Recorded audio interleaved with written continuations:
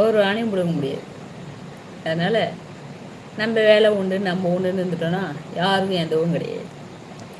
உலகத்திலே மிகவும் கஷ்டமான விஷயம் என்னன்னு தெரியுமா? சத்தம் வராமல் முறுக்கு சாப்பிட்றது. எப்படின்னா, நான் இதை ஒரு மாதிரி ட்ரை பண்ணியிருக்கேண்ணா, சத்தம் இல்லாமல் முறுக்கு சாப்பிடணும்னு சொல்லிட்டு. எப்போ தெரியுமா? அப்போ ஆக்சிடெண்ட்லாம் ஆகலை. பஸ்ஸில் எங்கே போயிட்டு இருக்கேன், ஸ்லீப்பர் கோச்சில். அப்போது ஸ்நாக்ஸ் வாங்கலாம்னு சொல்லிட்டு இறங்கிட்டோம். ஸ்நாக்ஸ் வாங்கிட்டு நான் என் ஃப்ரெண்ட்ஸுங்க ஒரு 4 பேர், திவ்யா, பிரபா, அப்புறம் இன்னொரு அக்கா யாருன்னு தெரில, ஞாபகம் இல்லை. நாங்கள்லாம் உட்காந்துட்டு சாப்பிட்டு வந்தோம்மா. அப்புறம் பஸ் எடுக்கிற டைம் ஆயிடுச்சு. சரி வா பஸ்ஸில் போயிட்டு சாப்பிட்லான்னு சொல்லிட்டு பஸ்ஸில் வந்து சாப்பிட்ணுக்குறோம். ஸ்லீப்பர் கோச் வந்து ஒரு ஷீட்டில் ஒரு பக்கம் வந்து ஸ்லீப்பர் கோச் இருக்கும், ஒரு பக்கம் வந்து உக்காந்துட்டு வர இது இருக்கும். நாங்கள் உக்காந்துட்டு வரோம். வயசானம்மா ஒருத்தவங்க தூங்கிட்டு வராங்க பக்கத்தில். நாங்கள் 4 பேர் சேர்ந்து கருக்கு முறுக்குன்னு சாப்பிட்டா எப்படி இருக்கும் அவங்களுக்கு தூங்குற டைமில்?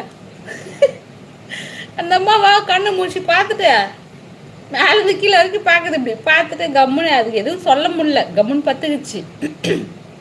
டைம் நான் கேளுங்க. அந்த டைமு கரெக்டாக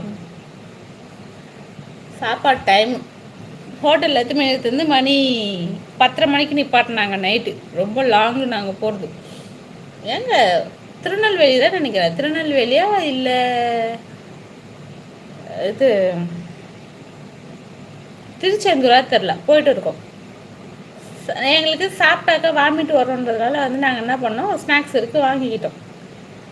சாப்பிட்டு கருக்கு முறுக்குன்னு கேட்குது சவுண்டு. நான் நினச்சேன் அப்பவே, சவுண்டு அதிகமாக வருது, 4 பேரும் ஒன்றா உட்காந்து சாப்பிட்ணுக்குறோம், எல்லாம் தூங்குறாங்க அப்படின்னு சொல்லிட்டு.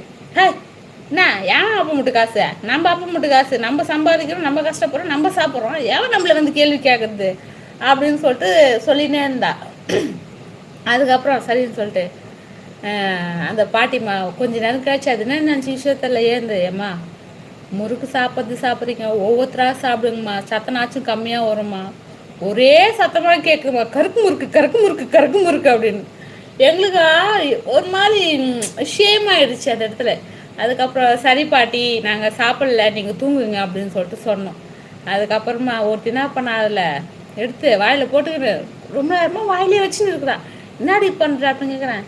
அந்த பாட்டி என்ன சொன்னாங்க, சத்தம் இல்லாதானே சாப்பிட சொன்னாங்க, அதனால் வாயில் ஊற வச்சு சாப்பிட்றேன் நான் அப்படின்னு பாரு. பக்கன்னு சிரிச்சிட்டோம் 3 பேரும் 4 பேரும்.